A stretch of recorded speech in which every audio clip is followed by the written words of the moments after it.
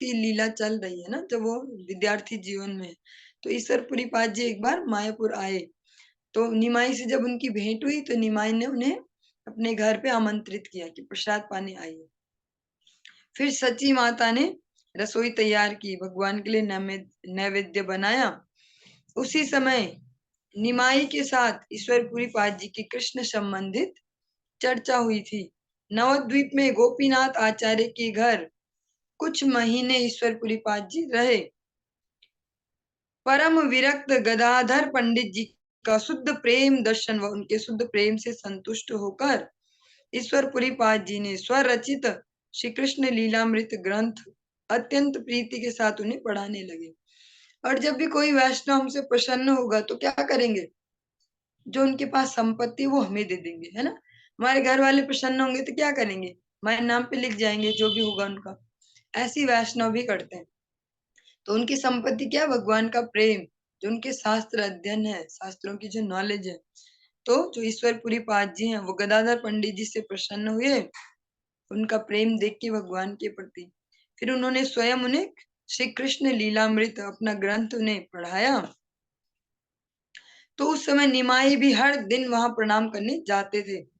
एक दिन ईश्वरपुरी पाद जी ने निमाई को अपने ग्रंथ की भूल चूक को देखने की प्रार्थना की।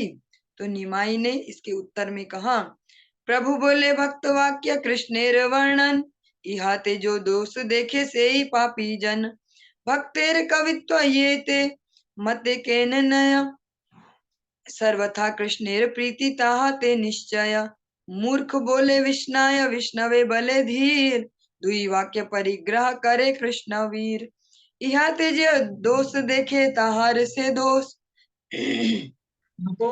तेर वर्ण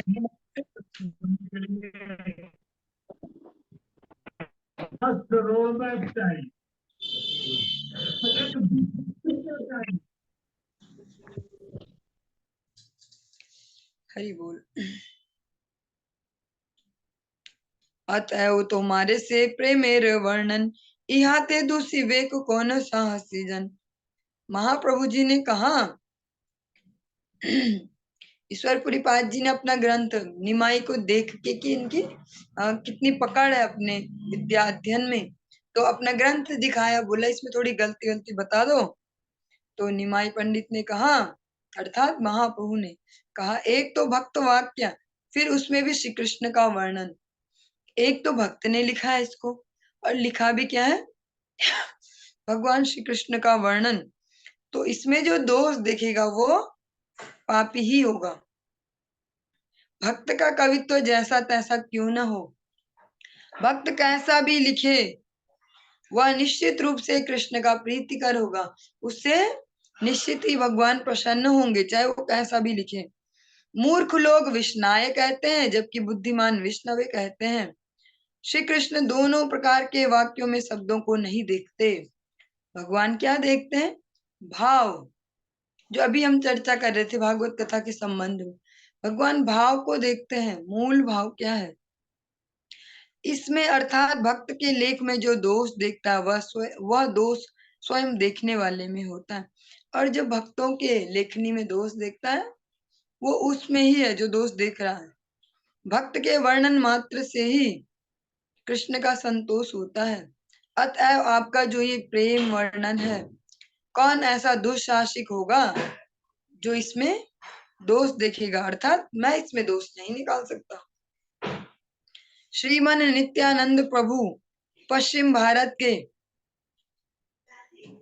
तीर्थ भ्रमण के समय जब दैव योग से श्रील माधवेंद्र पुरी पाद जी को मिले तो दोनों एक दूसरे को देखकर मूर्छित हो गए। नित्यानंद प्रभु जब माधवेंद्र पुरी पाद जी को मिले, एक दूसरे को मिलने पे दोनों मूर्छा को प्राप्त हुए। जो हमने सुने अष्ट सात्विक विकार, लास्ट में सुना दूसरा, उन दोनों को ही मूर्छा आ गई एक दूसरे को देखे। श्रील माधवेंद्र पुरी पाद जी ने नित्यानंद प्रभु को आलिंगन करते हुए उन्हें प्रेम जल से भिगो दिया।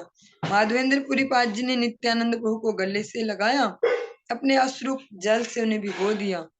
नित्यानंद प्रभु गुरुदेव जी के अत्यंत प्रिय हैं। ऐसा समझकर श्री ईश्वर पुरीपाद आदि सभी शिष्य वर्ग नित्यानंद प्रभु के प्रति अनुराग युक्त हो गए तथा ईश्वर पुरीपाद गाढ़ प्रेमाविष्ट हो गए।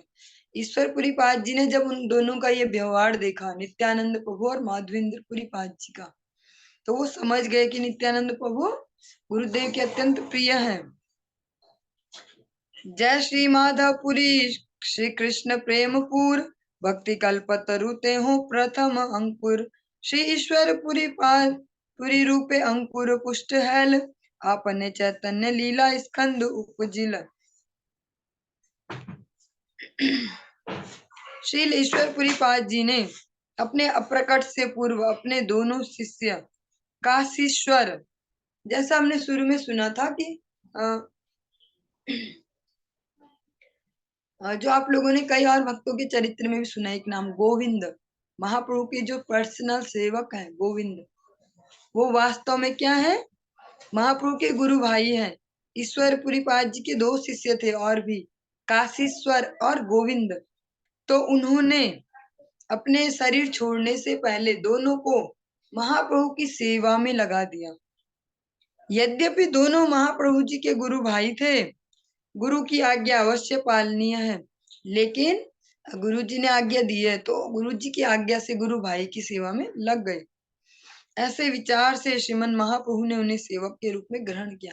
और महाप्रभु के लिए भी सरल नहीं था ये कि अपने गुरु भाइयों को अपना सेवक बना के रखो, सेवक की सेवा दो उन्हें, लेकिन गुरु आज्ञा है इसलिए उन्होंने अपने गुरुदेव की आज्ञा को पालन किया और जो काशीश्वर है और जो गोविंद है उनको सेवा में लिया।